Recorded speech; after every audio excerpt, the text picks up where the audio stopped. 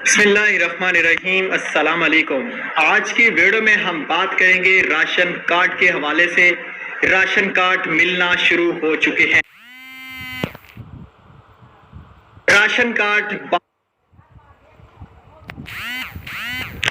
जिन लोगों को भी रमजान में निगहबान में 10,000 रुपए मिले थे, उन लोगों के सिर्फ राशन कार्ड आए हैं।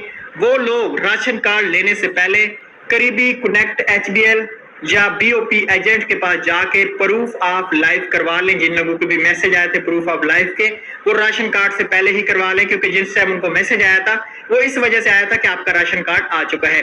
मैंने आपको पहले भी बताया था, जिनको भी मैसेज आया है वो वाला उनका राशन कार्ड है, और जिनको 10,000 मिले थे उनका भी राशन कार्ड है। वो लोग तैयार रहे। अब कुछ जिला में राशन कार्ड शुरू हैं। राशन कार्ड यूनियन काउंसिल में आएंगे, आपको कॉल आएगी, आपने अपना रजिस्टर्ड मोबाइल नंबर, असल शनाख्ती कार्ड लेके वहां चले जाना है।